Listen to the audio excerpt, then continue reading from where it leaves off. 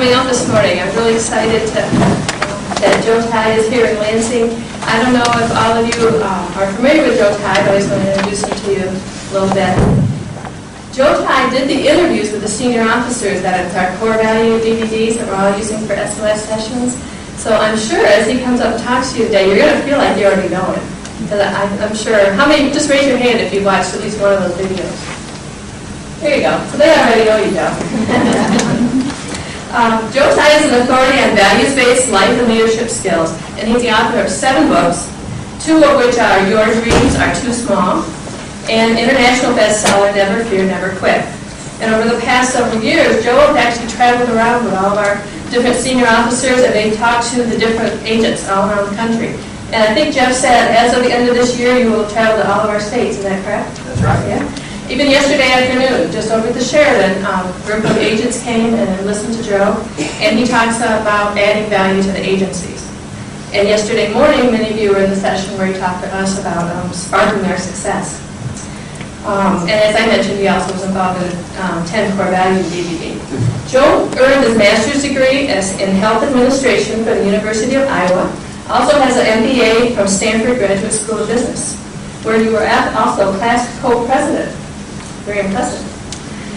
Then Joe started the Values Coach in 1994 and was chief operating officer for a 750-bed community teaching hospital. That sounds like a piece of cake. That's why I'm now a recovering hospital. Okay, a couple other things very interesting about Joe. He was also founding president of the Association of Air Medical Services and was a leading activist against unethical tobacco industry marketing practices. So as you listen to what Joe has to say today, you can see he practices what he preaches. Joe and his wife Sally have 2 adult children, and they live in a small farmstead in Iowa. But their second home is really just a tent in the outback of the Grand Canyon, which sounds like a lot of fun too. Please help me welcome Joe Tye.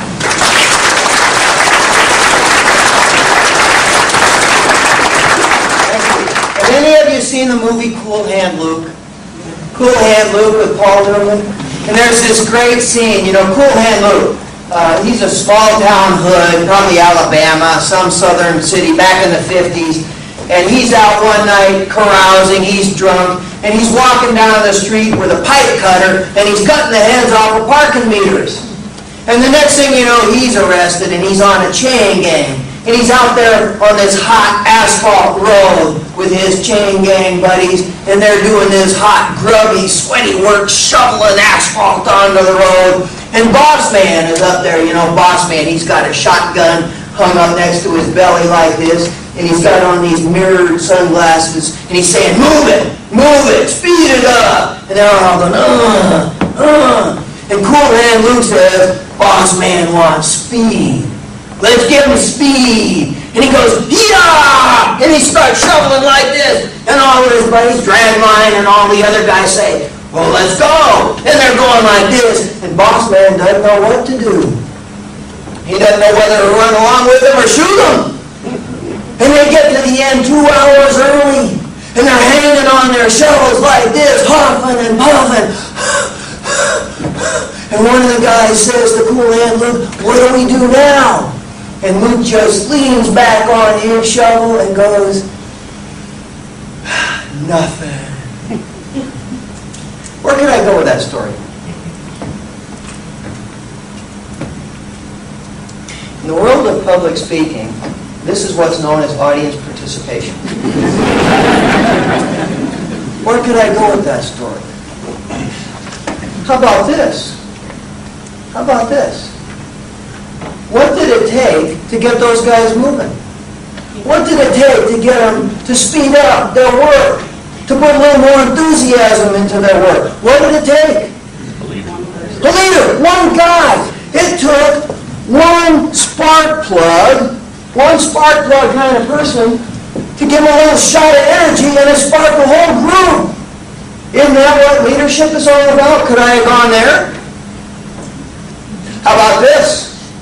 Why didn't they do it yesterday? Could they have done it yesterday? Could they have yesterday finished 2 hours early and had 2 hours off? Why not? Why didn't they? What do you think they were afraid of? That's right! We finished 2 hours early, and tomorrow boss man gives us 2 more hours worth of road. Do you suppose there are any insurance agencies struggling under that? Well, if we bust our quota today, boss man will give us more tomorrow. And so the fear of success holds them back. You suppose we could go there with that story? Any others? How about this? I've taken some classes at the University of Iowa Writers Workshop. They do a summer writing festival. You don't have to be a very good writer to get into these things. You have to be able to write your name on the bottom of a check. That's it. But I have sat there in these classes with other amateur writers, and I have heard people read the things they have written, and they are brilliant. Things that just touch your heart. Things that make you want to say, man, don't stop. Keep reading. Read me some more. And yet, not one of those people. And I think I'm very confident in saying probably nobody who takes those summer writing classes ever gets published. What do you suppose is wrong? I think they got boss man up in their head. They got boss man with a shotgun and the mirrored glasses, and every time they sit down to write, boss man says, why are you wasting your time on this trivial, petty writing? Why don't you go do something productive? And every time they get a manuscript ready to send off to New York, boss man says, what are you doing that for? You're just going to get rejected. This stuff is no good anyway. It's going to hurt. Why don't you? What are you wasting your time for? And pretty soon, they quit. They give in to boss man, and they go back to the chain gang, back to the cubicle, and the writer, the poet inside of them dies a slow, sad death. Could I have gone there? Where else could I go? Now, come on, you've had 6.5 minutes to be thinking about this. Where else could I go with this story? It took a team to do it. Who said this? Me. Say again? I said it took a team effort to get it done. What's your name? Pat! Pat. Okay, Pat said it took a team effort to do it. Tell me a little more about that. Well, it took all of them working together to get it done 2 hours ahead. Can you come up here? Come on. No, Pat. Let's give her a hand. Come on.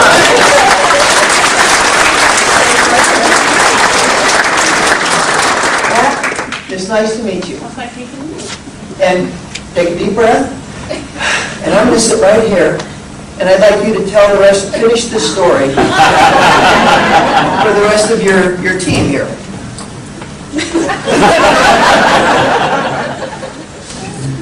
I'm no speaker. Oh, no. But, Okay. Here's Pat. Thank you for being the guinea pig. thank you. No. Take another deep breath. I'm hoping that today this will be more like the writer's workshop I talked about. This will be a little more of a workshop. I hope I don't stand up here and just talk at you for 2.5, 4.5. When do we wrap up? 3 o'clock? I hope that some of you, I hope you're serious about this, and I'm going to ask you in a couple minutes about how serious you are. But let's see this as sort of a workshop. And the first thing there's tricks of the trade, and that won't do you any good if you don't learn the trade itself. But one of the tricks that you should know is you never, ever, ever apologize before you start talking to somebody, because the minute you do, you've lost them. What you basically said is, I'm no good, and what I'm going to say to you isn't worthwhile, but here we go. No, I didn't say I wasn't any good. I just said I'm not a speaker. Are we making progress here? But you just lied to this whole audience. You are a speaker. Oh, I got a... You may not be a good speaker yet, but you are a speaker. So do not ever apologize when you start out. Well, if you're making a sales call, if you're talking to agents, don't ever come in with an apologetic attitude. Whatever's going on inside, take the advice of AA. Fake it till you make it. Stand up tall and proud and walk up to the podium or up onto the platform. Take a deep breath and go, holy shit. Look at all these people. And then go out and do your best. I'm being honest with them. You don't be honest with people. I know I get you in trouble every time. I know your first value is honesty, but you know what? When your wife comes home from the hairdresser and you say, that is hideous, honest doesn't mean always blurt out whatever's on your mind. Okay, try again. Okay. It took a team effort for them to get this road done in 2 hours. I had a schedule. Am I correct? Yeah. If it was just one person doing it, could they have done it? No. It took a team. Are you done? I'm done.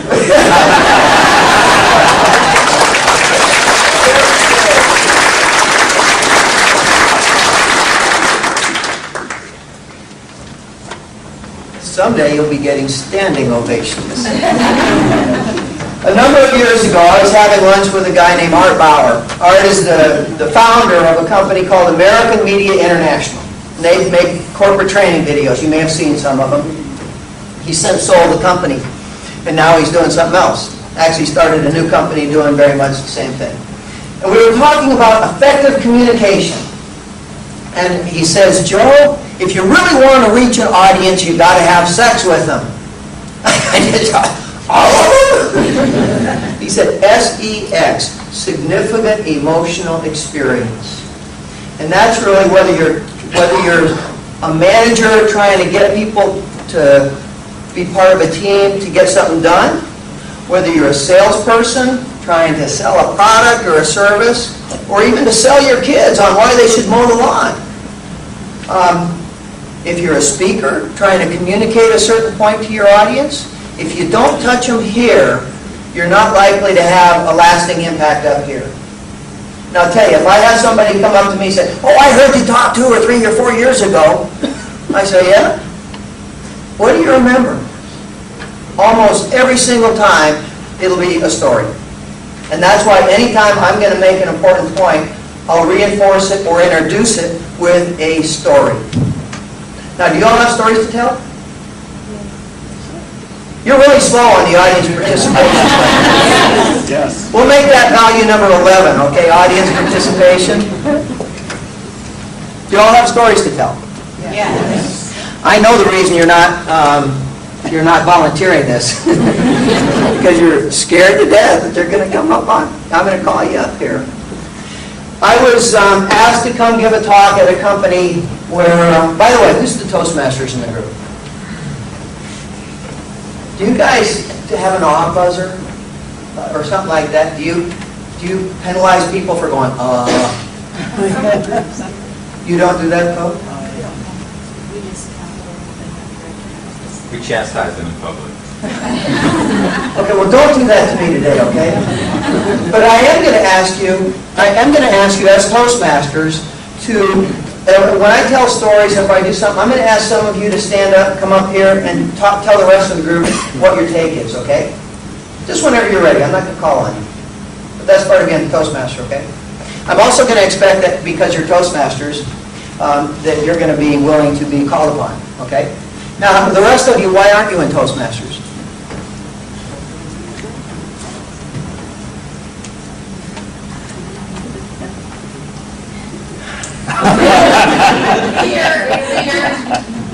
Fear? Time? How long are your meetings? 1 hour.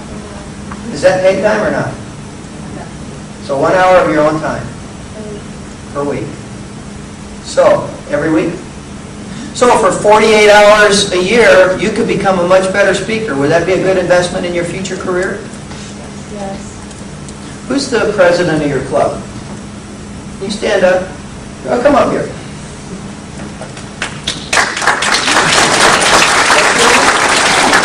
Margaret? Ladies and gentlemen, this is Margaret. Margaret is the president of the Toastmasters Club. If you want, after today, if you say to yourself, this really makes sense, I would really like to have an opportunity to become a better speaker. I would like to have a safe forum where I can practice becoming a speaker. You call Margaret. What's your phone number? 8920. Look at all the pens. Thank you. Come on, give her another hand. Okay, let's talk about some of the ground rules of being an effective speaker. On your handout, on the front, there are some comments like what I just made about having a significant emotional experience. But then I have stolen something. T.S. Eliot, the great poet, said, good poets borrow, great poets steal. And I have stolen something from a classic work, The War of Art by Sun Tzu. And in that he said, know the enemy, know yourself, your victory will never be endangered. Know the weather, know the terrain, your victory will then be total. And it's the same thing as a speaker. Know your audience, know yourself, know the topic, know the issues. Let's say, for example, you are a geologist, and your area of specialty is the Grand Canyon. You get a call. We'd like you, Joe, we'd like you to come give a talk to our group about the geology of the Grand Canyon. And immediately going through your head is, oh, great! And you visualize the millions of years that it took to make this. How 2 billion years ago there was this volcanic schist and this red granite, a billion and a half years ago, this red granite shooting in, and you can even today see the long lines of red granite across this black volcanic schist. And then how over the hundreds of millions of years, oceans would roll in. And that's why there's layers, because the ocean would roll in and deposit sand, and then it would get deeper, and you'd have this alluvial river coming out and laying mud, so you'd have limestone on top of the sandstone. And then the ocean got very deep, and all these little animals would fall, and their bodies would create limestone and shale, and that's why you have all these layers as the oceans came in and out. And you're going through all this over your mind, saying, I'm ready. Who's your audience? And he says, well, it's the Alabama Convention of Creationists. And they want to know, was the Grand Canyon created on Friday or Saturday? Now, it really helps, doesn't it, if you know who your audience is? Because suddenly your topic is not what their issue is. So those are the four, that's it, the quadrant, if you will. Know yourself, know your audience, know what your topic is. The more you know about the topic, the better you can be as a speaker. But then know what the day-to-day issues are. That's like the weather. What's the weather? Now, knowing yourself. Here is, well, let me take a minute to get to know you. How many of you are, raise your hand again if you're Toastmasters. Okay, congratulations. The rest of you, how many of you are here because you would like to become, you'd like to become a more effective speaker? Show of hands. Okay? How many of you are here because you'd like to become a professional speaker someday? Okay? Cool. How many of you are here because you knew that Roger would be here and you wanted to impress him? How many of you are here because, what the heck, if he's working? So most of you are here because you'd like to become a more effective speaker. Is that fair? Okay. Here's something to think about for yourself. Yesterday when I was talking with the agents, one of the things I said that it's important if you really want to increase the value of your agency is to know something about your agency. And the example I gave is, are you driven by the market or are you driven by your mission? And a good example is Michael Dell. Michael Dell created Dell Computers because he saw a market. He was there in his dorm room. He needed to make some money, so he started building computers for people. He said, hey, there's a market here. And from that point on, Dell Computer has been intensely focused on finding the market and then serving it effectively. TV sets, printers, whatever they get into. How do we make it cheaper, better, get it to the customer faster? That is their focus, the market. Steve Jobs, on the other hand, when he and Wozniak created the first Apple computer, there was no market. Because there was no such thing. They weren't looking to find a market and find a need and fill it. What's the market? They were on a mission to change the way we think and learn and play. He was a mission-driven entrepreneur. What's right? Either one. Yeah, the real question is, who are you? And as a speaker, you need to ask that question. There are a lot of speakers who are market-driven speakers. What do corporations need? I'll go become an expert on that, and I'll go out and I'll give talks and I'll make a living doing that. There's nothing wrong with that. In fact, that's probably the safest way to get a start. There are also speakers who are on a mission. You know, for example, I'm on a mission to eradicate toxic emotional negativity in the workplace. It's going to be a long haul. But that's, you know, if somebody calls me up and says, can you come talk to us about time management? I'll say, well, yeah, sure. It begins by eradicating toxic emotional negativity in the workplace. So think about who you are. Now, I got a call a while back from an organization that was going through a lot of difficulty. And in fact, they were having to close this plant, and they were laying off a bunch of people. And they asked me to come talk, as the author of a book called Never Fear, Never Quit. So I was thinking, what are the issues? I know my topic, but what are their issues likely to be? What do you think the issues are if I'm talking to an audience of people, many of whom think their job is going to be eliminated in the next year? The remedial class on audience participation is going to occur during the break. Well, come on, what are their issues? How to pay the bills.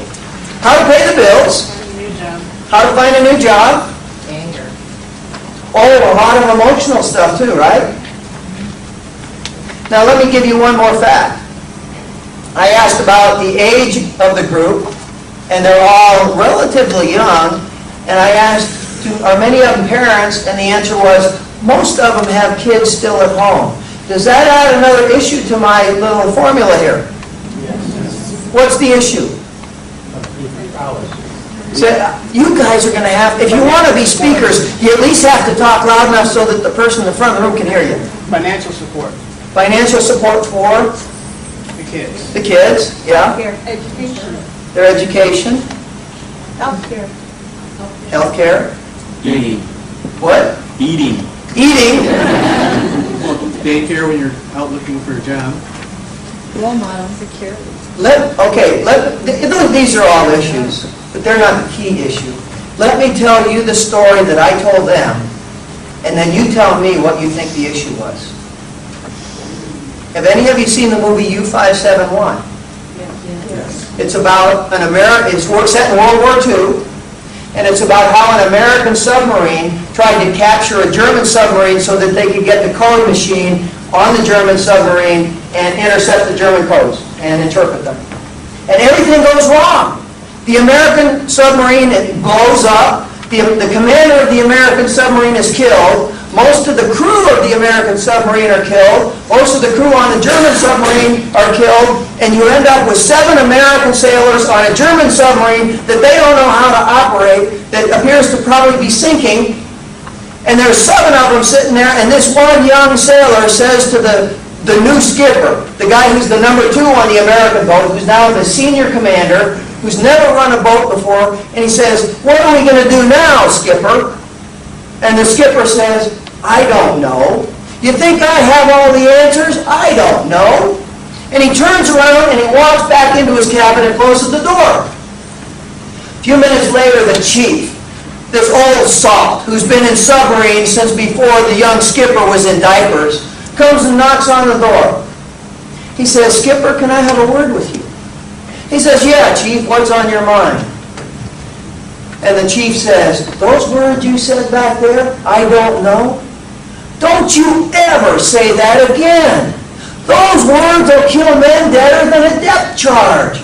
You're the skipper now, and the skipper always knows. Even when the skipper doesn't know, the skipper always knows. That was the story I started with. What do you think I wanted them to take home? Confidence. Confidence. Why? Build their self-esteem. Build their self-esteem? Set an example for their children and how to deal with adversity. That's right. And what else? You're the master of your own ship. And the other thing is, you're the mom, you're the dad. And don't you dare go home and tell your kids, I don't know what's going to happen now. Don't you infect your kids with your fear and your anxiety. You give them that solid platform. You're the mom, you're the dad. Mom and dad always know, even when they don't know. Jonathan Swift, the writer, said, share your courage with others, keep your fears to yourself.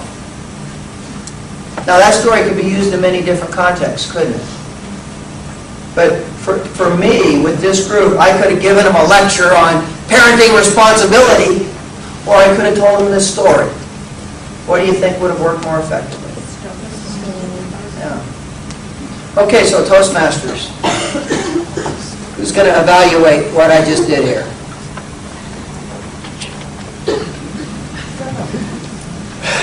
Come on up. What's your name? Mike Sanders. Mike. Nice to meet you. I think you did a very nice job in involving the audience and getting the answers from them. That was very well done. I think the movie choice was a little bit oblique because not everybody's seen it. It was actually a pretty big dud at the box office. That might have been a slight risk, but you still did a good job of involving everybody in the beat and the goal of the story, which actually may have worked better for those who didn't see it than those who did. So I still applaud the way you went forward with it, even though it may have been a risky choice. Well, thank you.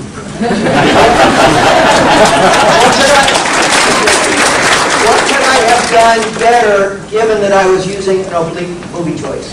Well, I think like your cool hand Luke writing is good, because that's been internalized by the culture. That's everywhere, especially the failure to communicate stuff. So everybody has a reference to that.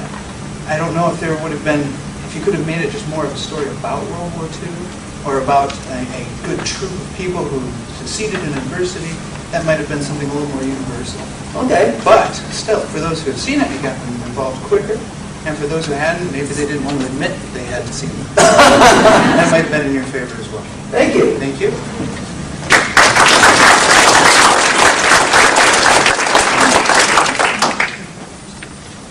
Where else can you get great stories?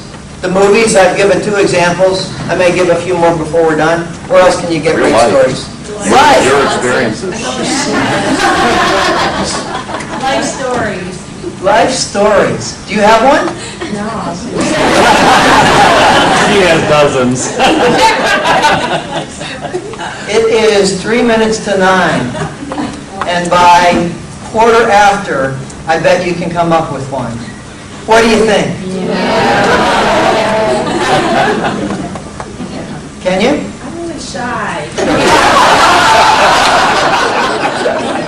Maybe you could tell us a story about what it's like to go through life being shy.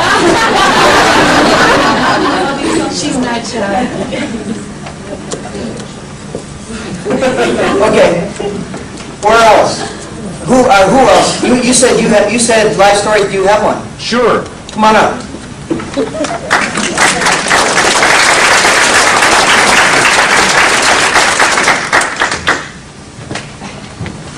Good morning, everybody. My name's Fred.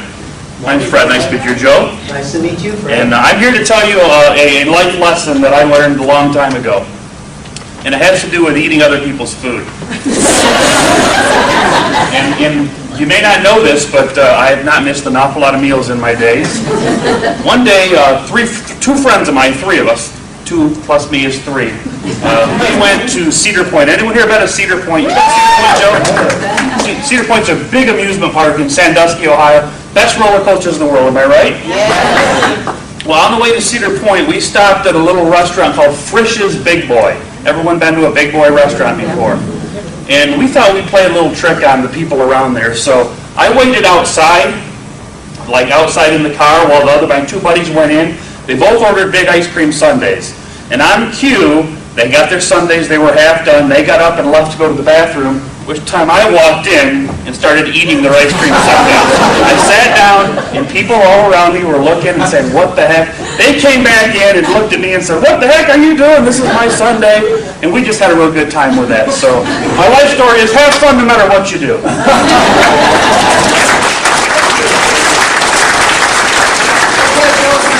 How do you do? Come on up. What's your name? My name is Brian. Brian? Nice to meet you. How do you do? I think, good morning. I think he did a very effective job. Did you notice when he first got up, he said good morning, he introduced himself, he gave us a very positive feeling, and we were involved from the beginning of his speech. And then, not only that, but as Joe mentioned, he was very familiar with the subject matter. That was very well. Some very, very good examples of an experience, and so I really appreciated his speech, and I was looking forward to hearing more. Okay, cool, thank you. You notice a key point that Brian mentioned, which is humor. And another way to have sex with the audience is humor. Now, raise your hand if you are just a natural-born comedian. Not you. You'll have your own Raise your hand. 12 minutes. None of us are, really, but is this something you can cultivate? Can you cultivate the ability to make other people laugh? Sure. How many of you are in sales? Okay. We're all in sales. Yeah.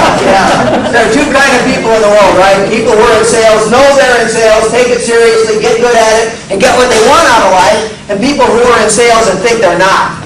Wouldn't think about picking up a Zig Ziglar or Tommy Hopkins book, taking a class on negotiations, and then they wonder why they're not getting what they want out of life.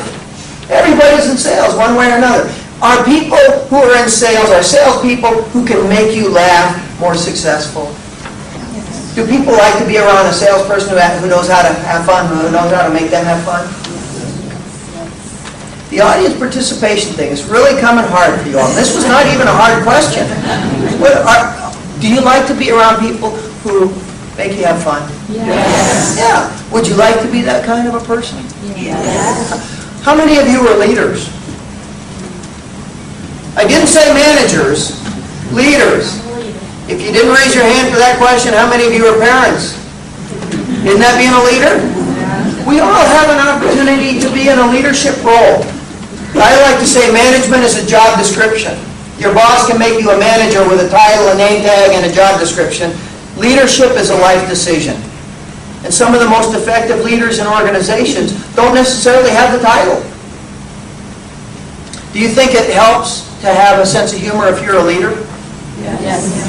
At Harvard Business School, they actually did a research project many years ago. They did a profile of their graduating seniors from the MBA program at Harvard, and they looked at grades, they looked at personal contacts, they looked at their background, and one of the things they measured was HQ, humor quotient. It turned out 20 years later, the very best predictor of how successful they were in terms of their job title and the amount of money they were making, the very best predictor was HQ, humor quotient.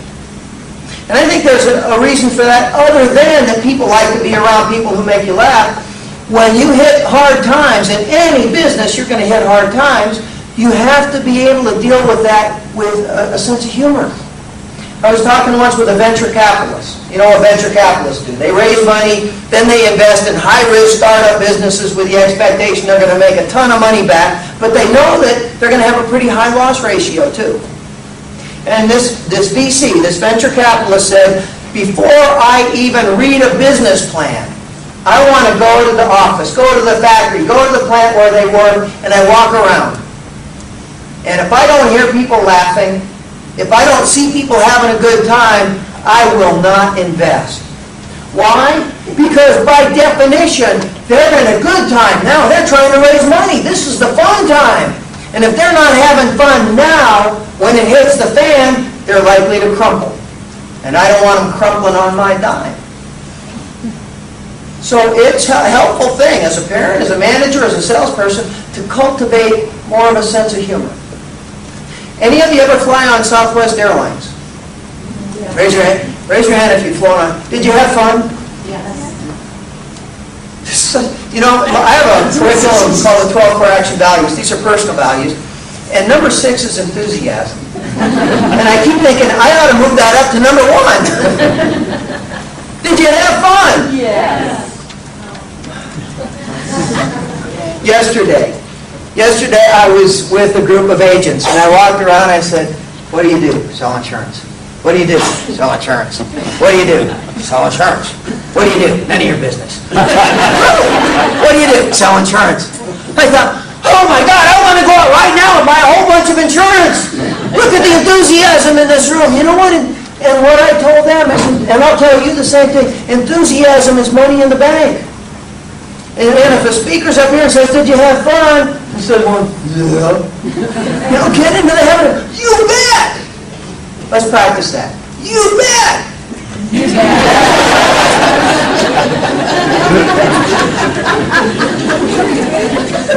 You all like, raise your hand if you like to have fun. What a surprise. Why, this is really is a surprise. Show me how you have fun. I'm just going to watch from it. I got to see it. Hey, come on, let's show them we can have fun at our orders. Yeah.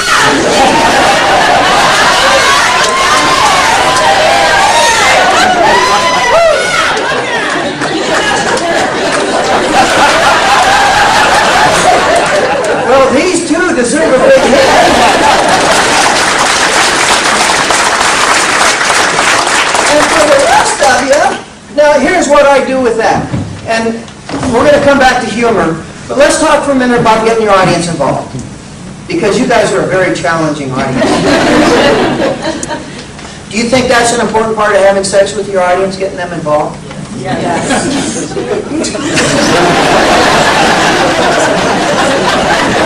I mean that in the context. You gotta play with your eyes. Well, no, wait. You keep all your clothes on except your jacket. You know, very often what I will do, let me give you, here we'll do a digression on tricks of the trade. If I feel like I'm losing my audience, I'll do something to try to get them involved. You know, I'll walk around, what do you do, what do you do, what do you do? Sometimes, you know, it's just human nature.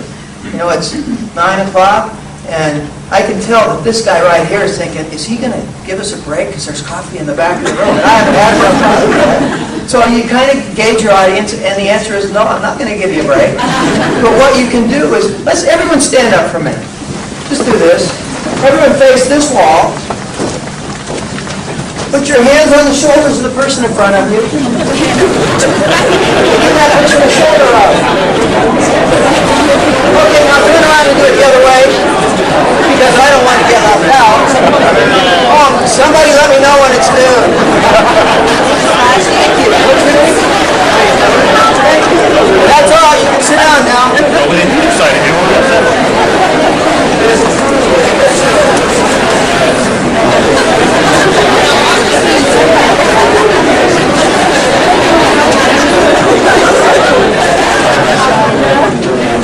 You know what? You guys are more animated than I've seen you all morning. And you know, sometimes I'll make a comment like, I know what you're going to say on your evaluation forms. The highlight was the shoulder up. But this is a good way, if you see an audience start to fade a little bit, and it'll happen, you stand them up, have them do a quick shoulder rub, make a little joke, and then you get back to business. Another thing that I sometimes do, in fact, last year for the CSR convention, Roger made the mistake of sitting in the back of the room. He didn't know I was going to do this, so I had him come up and with me demonstrate the lion roar, which is ha! And then I have the whole audience stand up and do a lion roar.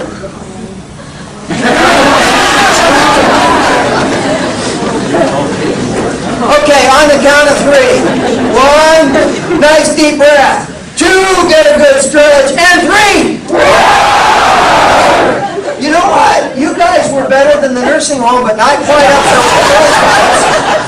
I think you can rattle the walls, and I'll tell you why I want you to rattle the walls in a minute, but make the ceiling shake, okay?